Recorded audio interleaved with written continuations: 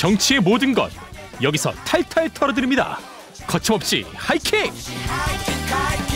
정치권 상황에 하이킥을 날리는 속 시원한 정치 토크쇼 거침없이 하이킥, 오늘도 시작합니다. 장성철 공론센터 소장 그리고 장윤선 정치전문 기자 두 분과 함께합니다. 어서 오세요. 네, 안녕하세요. 안녕하세요. 보수우파 패널 장성철입니다. 저 그렇게 소개 좀 시켜주세요. 네, 모르시는 분들이 많아요. 그렇죠. 그래서 네. 다시 한번 강조를 해주셨습니다. 보수우파 패널 장성철 소장님 나오셨고요. 네.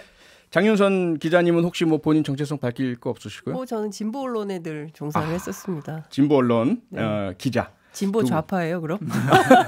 알겠습니다.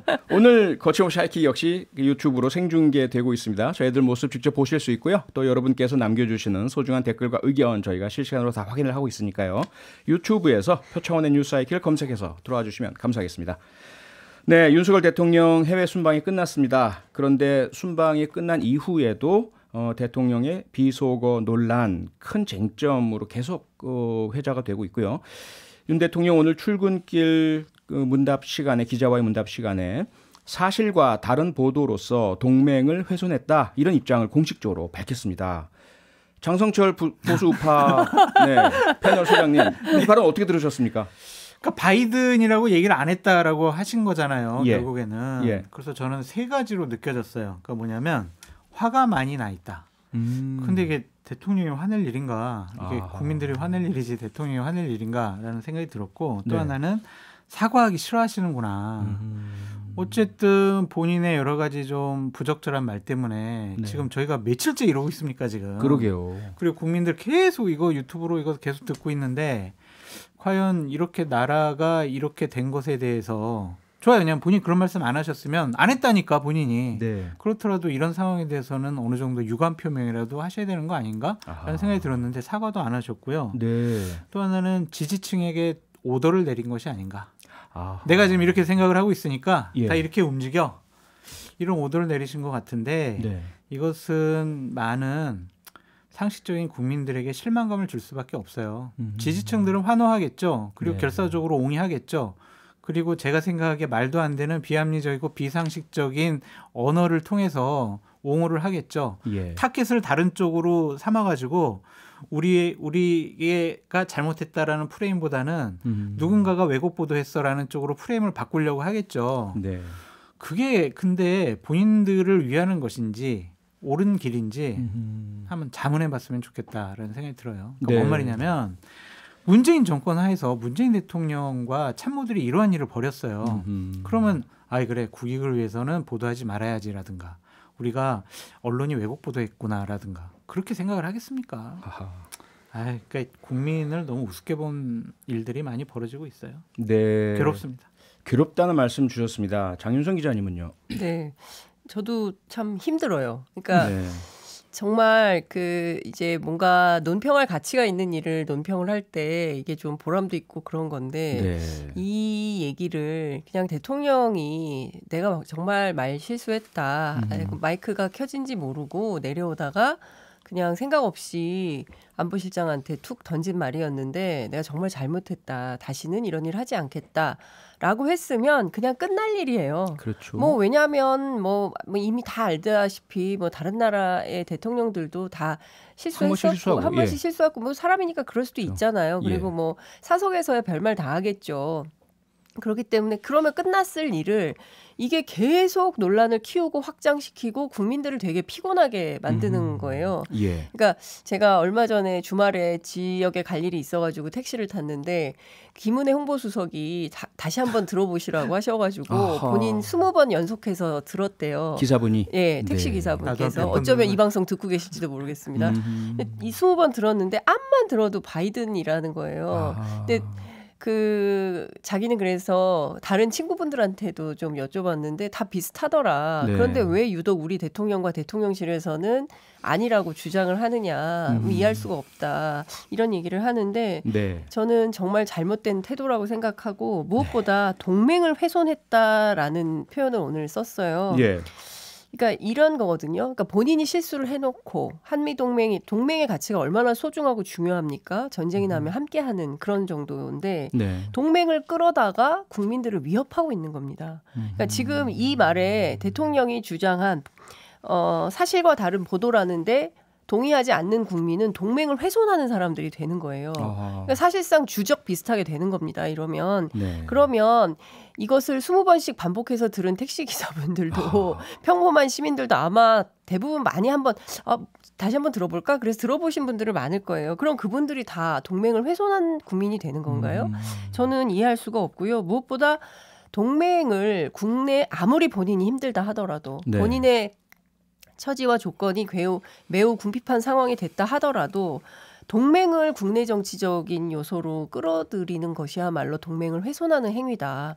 저는 이것은 대통령으로서는 절대로 해서는 안 되는 일을 여기까지 지금 진도를 나가시는구나. 매우 위험하다. 이런 생각이 좀 듭니다. 네. 장성철 소장님, 뭐 정치권에 계속 계셨으니까 잘 아시겠지만 우리나라가 유독 사과하면 더 공격하는 그러한 좀 문화와 관행이 있잖아요. 그래서 그 부분 때문에 장윤성 기자님께서는 아니 쿨하게 사과하면 그냥 넘어갈 문제인데 왜 이러신지 모르겠다고 하시지만 혹시라도 대통령실이나 주변에서 절대로 받아들이시면 안 됩니다. 사과하시면 안 됩니다. 그러면 더 물건 늘어지고 더 공격합니다. 이러지 않았을까요? 이거는 대통령 스타일인 것 같아요. 그러니까 참모들의 생각보다 대통령이 검사로서 계속 지내왔잖아요. 네. 그래서 내가 잘못했다라고 인정하는 것은 내가 뭐 지는 거야? 재판에서 지는 거야? 아니면 내가 피의자한테 지는 거야? 아니면 판사한테 지는 거야? 이건 내가 스스로 인정할 수 없어라는 강박관념이 있으신 게 아닌가라는 좀 생각이 들고 저번에 뭐 체리따봉 뭐 내부 총질 문자 나와도 본인 아무 언급 안 하셨잖아요. 그렇네요. 그때 완전히 집권 여당 여권이 난리였는데 본인은 그냥 언급 안 하시고 유감 표명도 안 하셨단 말이에요. 그래서 저는 이것은 대통령의 스타일이 아닐까라는 좀 생각이 드는데 잘못한 거는요. 그냥 잘못했다고 하면 돼요. 그렇죠. 문재인 정권의 많은 국민들이 반감을 갖고 정권 교체를 해야 되겠다고 생각한 계기들이 전 조국 사태로 생각이 들거든요. 그러면 많은 잘못했잖아요. 재판을 보면. 근데 여러 가지 거짓말을 했다. 그랬는데 민주당에 계신 분들은 조국 수호. 윤미향 의원 많은 잘못을 했고 지금 재판에 넘겨져 있잖아요. 우리가 윤미향이다. 야, 저 사람들은 상식적이지 않구나. 자신들의 신념과 고집으로 나라를 운영하려고 하는구나. 야, 자기들이 생각하는 것만 옳다고 생각하는구나. 그래서 많은 국민들이 문재인 정권에 반감을 가졌고 민주당에 실망을 했고 그래서 정권 교체 여론이 높았고 그래서 아무리 뭐 잘못했다고 하더라도 마음을 쉽게 안 돌렸거든요. 그래도 문재인 정권 집권한 지 2년 이후에 그런 일이 나타났는데 지금 한 5개월째에 이런 일이 나타난 건 전 정말 이해할 수가 없어요. 제가 큰일 났어요. 사실관계 어긋남이 있기 때문에 그 말씀만 좀 들으면 조국 교수가 됐던 윤미향 의원이 한 시간 저랑 토론하실래요? 그러면 지금 그 얘기 꺼내시면? 아니요. 그 얘기를 꺼내는 게 아니라 간단하게 짚으려고 하는 거예요. 그러니까 조국 교수나 윤미향 의원에 대한 반감 때문에 국민들이 윤석열 정부를 선택했다. 이거는 사실이 아니고 문재인 정권에 대한 반감이 시작됐다고 얘기를 했어요. 문재인 정부에 대한 반감이 뭐 다양한 반감이 있을 잠깐만요. 수 있고 다시 우리가 뭐 2년 3년 전으로 돌아가서는 안 될 것 같고요. 이건 제가 볼 때는 장성철 소장의 입장에서 보수 우파 시각에서는 그렇다라고 그냥 이해해 주시면 될 것 같고 반감이 시작됐다고 장윤성 기자님께서는 진보 언론 기자의 시각으로 하신 말씀이 있으시다. 아니 이거는 진보 언론이든 아니든 모든 언론 종사자들이 생각하는 바일 거예요. 왜냐하면 모든이라는 건 좀 논란 여지가 있고요. 장 기자님. 아니요. 사실관계 때문에. 인턴 증명서를 위조하고 그러면은. 사실관계 때문에. 장 기자님 일단 죄송하지만 협조를 좀 부탁드리겠고요. 그래서요. 좀 차치하고 장성철 소장님께서는 윤석열 대통령의 스타일인 것 같다. 과거 이준석 전 대표의 그런 와 관련된 이야기를 나누다가 체리따봉 문제까지 나왔는데 그때 그냥 쿨하게 사과했으면 끝날 수 있는 거를 이게 오히려 이준석 전 대표를 징계하는 과정이 들어가고 가처분 신청 들어가고 이렇게 됐는데 이번 사건도 거의 유사한 패턴 아닌가. 청와대에서 나온 반응들이 시시각각으로 달라진 거 계속 모니터링 하셨잖아요. 지켜보시면서 어떤 걸 느끼세요? 이게 장 소장님 말씀처럼 윤석열 대통령의 스타일 때문에 대통령실이 그에 반응하면서 나온 변화일까요? 아니면 대통령실에서 잘못 반응을 해서 윤석열 대통령이 사과할 길을 놓친 걸까요? 저는 좀 고민이 길었다고 생각해요. 왜냐하면 이런 경우에는 즉각적인 해명이 가능하거든요. 그런데 15시간 후에 해명이 나왔어요. 그러니까 여기에 첫 번째 미스테리가 있다고 생각을 하는데 오늘 그 영상기자단이 성명을 발표를 했습니다. 근데 그 내용을 보면 상세한 내용이 나와 있어요. 그러니까 핵심은 대통령실에 대외협력실이 저는 대통령실에 대외협력실이 있는지도 몰랐습니다. 그동안 뭐 국민소통 비서관 혹은 또 뭐 춘추관 뭐 이렇게 운영을 했는데 대외협력실은 주로 기업이나 정당 상대가 있는 파트너가 있을 때 이제 대외협력이 필요한 거잖아요. 그러니까 그렇죠. 그럼 여기서 대외는 국민이 대외인가 뭐 이런 생각이 좀 들기도 하는데 여하간 그게 중요한 것은 아니고 네. 여하튼 대통령실 대외협력관실에서 보도되지 않도록 어떻게 좀 해줄 수 없냐 이런 요청이 있었다는 것이고요. 시당초 처음에 이제 그 연설이 끝나고 대통령하고 안보실장이 내려오면서 무슨 얘기를 하긴 했는데 현장을 그러니까 풀 취재의 성격상 이게 모두가 다 들어가서 똑같이 취재할 수가 없기 때문에 이제 풀단을 짜서 이렇게 한 팀이 가서 모든 언론사가 똑같이 공유하죠? 그 영상을 공유하는 시스템이거든요. 네. 그러니까 어떤 기자가 들어가서 찍었겠죠. 근데 그 현장 기자는 찍기는 하지만 현장의 소리가 너무 많이 크고 그래서 잘 몰랐다는 거예요. 그런데 나중에 대통령실 대외협력관실에서 그 영상 좀 확인할 수 있냐라고 해서 왜요? 그랬더니 한번 좀 확인해 볼 게 있다 해서 같이 확인을 했는데 네. 확인했더니 이 욕설과 뭐 이 바이든 등이 있었던 겁니다. 그래서 그게 확인이 된 다음에 이쪽에서 보도되지 않도록 좀 어떻게 좀 해줄 수 없냐라고 했다가 기자들이 회의를 한 거죠. 본인이 일방적으로 결정을 할 수가 없으니까 네.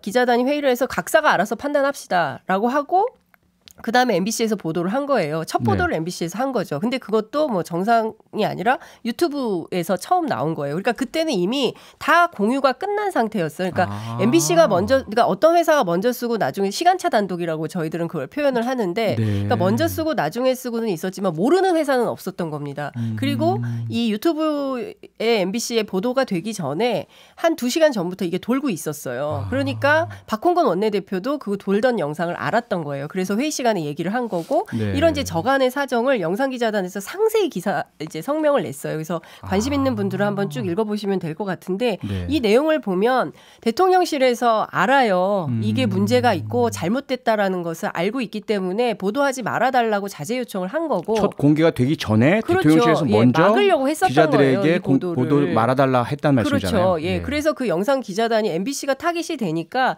영상 기자단들이 회의를 해서 이런 성명을 내기로 했겠죠. 네. 그래서 오늘 발표가 된 건데 이 내용을 보면 우리 대통령실이 지금 이게 말리든이든 뭐 무슨 태극기 휘발 이렇게 날리면이든 예. 이렇게 할 때인가 예. 여당 국회의원들이 그렇게 이게 제가 보기엔 방어가 안 되는 수준이에요. 그 좋아요. 국내에서 이렇게 방어를 한다 쳐요. 정색을 한다 쳐요. 그럼 해외에 나간 언론은 어떡할 겁니까? AFP 통신에서 제일 먼저 첫 보도를 했는데요. 그러면 그렇죠. AFP 통신을 상대로도 문제 제기하고 소송 걸고 이렇게 고발 조치하고 그럴 겁니까? 거기는 F로 시작하는 욕설로 썼어요. 그렇죠. 그러면 국내 언론인 MBC는 타깃으로 만들고 해외 언론인 IFP 통신은 문제 안 삼는 다 썼어요. 뭐 전 네. 세계 언론이 거의 다 썼어요. 블룸버그 썼고 CNN 썼고 예, 워싱턴 포스트 쓰고 워싱턴 포스트 쓰고 우리가 알만한 언론은 다 썼어요. 그쵸. 그러면 그 해외 언론들을 상대로 또 소송을 할 겁니까? 그거 아니지 않습니까? 네. 그리고요. 저는 왜 스스로 자꾸 벌거벗은 임금님이 되려고 하십니까? 모든 국민들이 알고 있고 다 전 세계 모든 사람들이 처음엔 이러면요. 야당이 야당만 문제 삼죠. 어제까지는 야당이 문제였죠. 오늘 언론 타깃으로 삼았죠. 그러면 그다음에는 세계를 상대로 싸울 겁니까? 저는 정말 얼토당토 않은 행동을 하고 있다. 정말 스스로 너무 계속 참담해지고 있다. 이런 생각이 좀 듭니다. 장 소장님, 지금 장윤선 기자께서 이 과정을 쭉 설명을 해 주셨어요. 그런데 대통령실과 국민의힘은 정원유착, 박홍근 원내대표 등 민주당 일부 세력과 MBC 간의 유착에 의해서 기획된 음모이고 왜곡이다. 이런 부분도 어떻게 보셨어요? 그러니까 이 난국을 돌파하기 위해서 방법을 짜낸 게 결국에는 이 정원유착 이걸 꺼낸 것 같은데 네. 저는 솔직히 말도 안 된다고 생각이 들어요. 아하. 왜냐하면 제 자신도 오늘 페북에다 썼는데 저도 그 동영상을 받은 게 9시 37분인가 그래요. 그래요? 그러니까 그 전에 뭐 이런 내용들이 있다라고 막 카톡으로 누가 막 알려주더라고요. 그래서 영상 좀 보내달라고 해가지고 그 시간에 받았는데 그러면은 그 전에 다 돌아다녔다는 거 아니에요? MBC가 보도하기 전에. 네. 그러니까 다른 쪽에서 다 돌았어요. 그러니까 이것을 MBC가 민주당에 제보를 해가지고 이렇게 발표를 했다?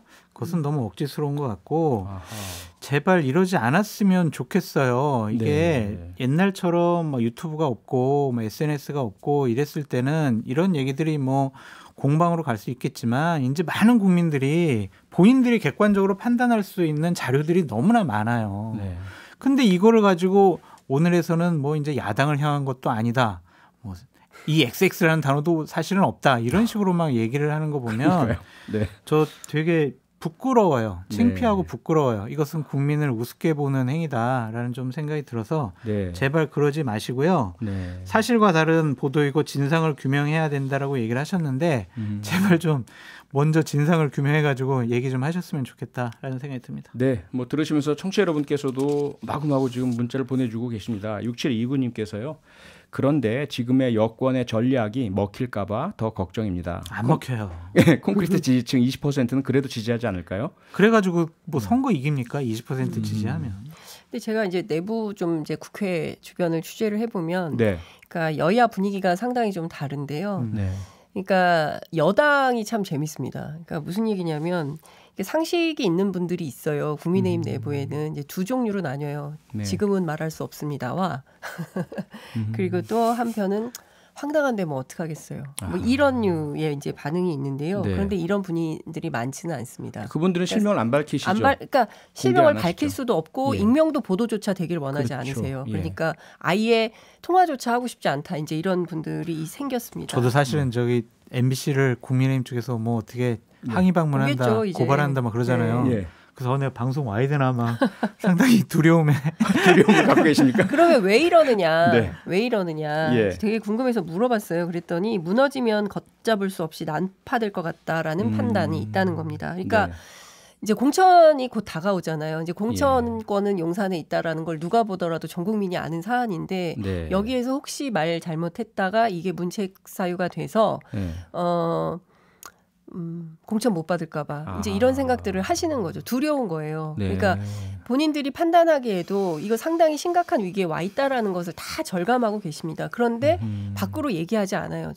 제가 솔직히 말씀드리면 대단히 비겁하다는 생각이 좀 듭니다. 그러니까 공천을 받으면 무엇을 할 겁니까? 수도권에 네. 계신 분들은 공천을 받아도 당선되기 어려울걸요? 이 분위기면? 그러면 대통령과 윤석열 정부가 제대로 된 방향을 갈 수 있도록 내부에서 토론해서 방향을 잡아야 되는 것이지 예. 전부 다 엎드려서 아무 소리도 하지 않고 그냥 대통령이 맞으면 대통령이 이렇게 하면 하는 거야. 그 지록위만 상황이 돼버린 거잖아요, 지금. 네. 근데 저는 이 상황에서 계속 이렇게 몇 년을 갈 수 있을까요? 저는 불가능하다고 생각합니다. 근데 모두가 조용히 계시는 건 아닌 것 같고요. 권성동 의원께서는 대국민 보이스피싱이라고 강도 높게 비판을 하셨고요. 박성중 의원도 악의적인 자막 조작. 뭐 여러 분이 나서서 본인의 이름을 드러내고 공개적으로 방송사를 비난하고 계시고요. 윤석열 대통령은 아무런 잘못이 없다라고 하고 계신데 그러니까 대통령 편에서만 얘기를 하는 거죠. 그러니까요. 네. 장성철 소장님은 좀 불안하고 두려움을 갖고 계시다고 하셨어요. 네. 소신 있는 말씀을 하시면서. 네.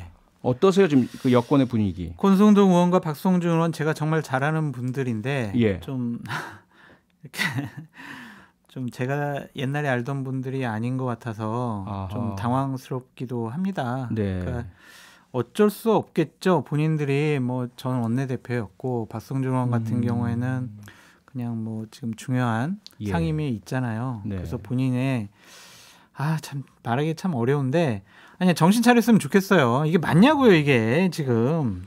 그러니까 네. 잘못을 해놓고 왜 잘못을 인정하지 않느냐 그런 부분에 대해서 한번 생각을 해보세요. 네. 정치하는 분들은요.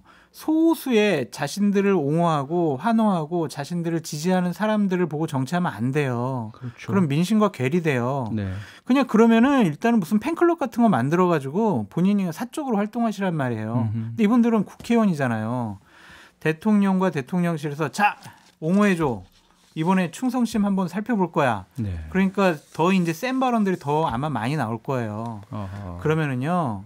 합리적이고 상식적인 국민들이 외면해요. 네. 그럼 다음번 선거 못 치러요. 윤석열 대통령은 이제 선거 안 나오지만 2024년도에 자신들은 공천만 받으면 다 당선돼요? 아니 뭐 박성중 의원이나 권성동 의원 좋은 지역구 있으니까 괜찮을지 모르지만 네. 다른 의원들 어떻게 할 거냐고요. 다른 후보들은. 그러니까 정말 당이 이렇게 가면 안 돼요. 그냥 잘못한 거는 잘못했습니다. 유감입니다. 그러고 끊고 가는 게 맞지. 예. 이것을 잘못하지 않았다고 계속 항변하고 우기면은요 더 크게 큰 화로 돌아옵니다. 잘못했다고 말씀하시는 분 계시잖아요. 유승민 전 의원.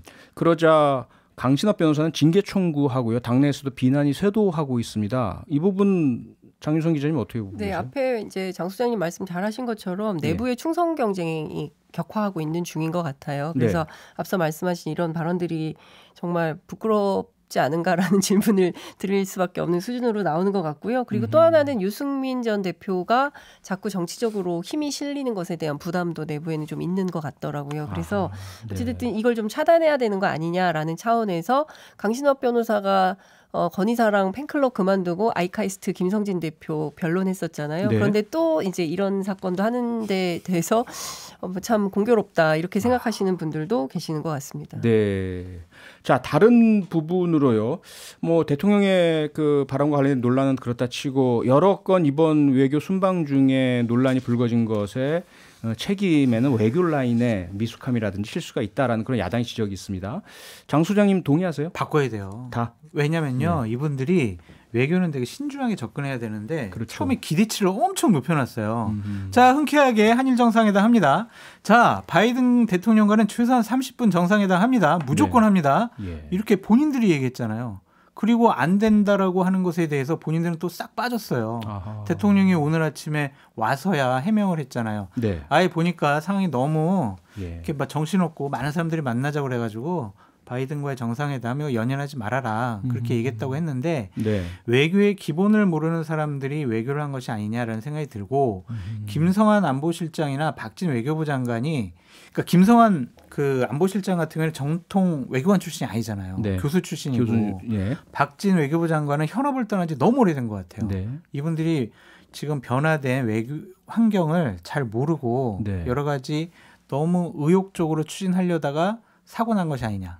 과시욕이 부른 여러 가지 참사가 일어난 것이 아니냐라는 좀 생각이 들어요. 이거의 제 처음 출발점은 김태호 안보실 제1차장이죠. 그러니까 이런 것들은 본인들이 감당할 수 없는 일들을 얘기를 해놓고 뒷수습하려니까 여러 가지 실무적으로 잘못된 일들이 많이 벌어졌다. 보여주기식 외교. 그러니까 바이든과 정상회담 했어. 그다음에 일본 총리랑 정상회담 했어. 이 모습에 너무 연연한 것이 아닌가. 그런 생각이 듭니다. 장윤선 기자님 앞서 윤석열 대통령이 쿨하게 인정하고 사과했으면 끝날 일이었다고 말씀 주셨지만 거의 그런 해법은 불가능해 보이고요. 현실적으로. 앞서 출연했던 장예찬 이사장은 정무수석 정무 라인에서 야당에 찾아가서 유감을 표명한다든지 해서 풀어내야 된다고 이야기를 했는데요. 장 기자님은 이 문제 어떻게 좀 풀어야 된다고 보세요? 제가 보기에는 너무나 복합적이고 중충적이어서 어렵긴 하지만 역시나 저는 해법은 결자해지밖에 없다. 대통령 스스로 이 문제에 대해서 통 크게 사과하고 그리고 재발 방지 약속도 하고요. 그리고 외교안보 라인 같은 경우에는 너무 어처구니 없는 일들이 많이 벌어졌기 때문에 앞서 말씀하신 대로 교체도 중요한데 저는 이분들이 어떤 신념이 있는 것 같아요. 그러니까 취재를 좀 해보면 외교안보 지금 뭐 김태호, 김성한 이분들이 MB 청와대 때 했었던 분들이잖아요. 이른바 비핵 개방 3천 노선을 지금까지도 이제 고수하고 있는 것인데 이 노선에 입각하다 보니까 한미일 동맹을 굉장히 중요하게 생각을 하는 겁니다. 그래서 한일 관계도 빨리 풀어야 되고 한미 관계도 더 문재인 정부가 비정상이었기 때문에 이것도 정상화해야 된다고 생각을 하시면서 끊임없는 한미일 동맹 강화 그리고 이제 북중러 이 신냉전 삼각구도 속에서 뭔가 일을 풀어보겠다고 생각을 하는데 지금 국제 정세는 그런 것은 아니거든요. 그러니까 우리가 동맹이지만 미국이 미국 안에서만 하는 것에 대해서 보조금을 준다고 하지 않습니까? 그러니까 그런 내용을 보면 동맹이고 뭐고 없는 거예요. 왜냐하면 자국의 지금 일자리 문제, 뭐 경제 문제, 뭐 고물가 여러 가지 심각한 문제들이기 때문에 동맹보다 더 중요한 건 자국 이기주의인데 우리는 그게 아닌 외교를 하고 있으니 국민들이 보기에 너무 답답한 이런 상황이 아닌가 싶습니다. 네, 장 소장님, 어떻습니까? 이제 어쨌든 해결은 해야 될 테고요. 풀어나가야 될 테고 협치도 해야 될 텐데. 안 될 것 같아요. 안 될 것 같습니까? 대통령께서 진상 파악해라고 하셨는데 이것이 어떻게 협치가 되겠습니까? 그리고 야당에 대해서도 상당히 강경 모드로 나갈 것 같아요. 그러니까 정치가 실종될 것 같다라는 생각이 들고 빨리 끝내라고 막 화면이 크게 나오는데 그러니까 이런 것들은 대통령께서 생각을 바꾸셔야 한다. 그러니까 정치를 잘 모르시면은 정치는 좀 전문가들에게 좀 맡겨두시는 게 어떨까라는 생각이 듭니다.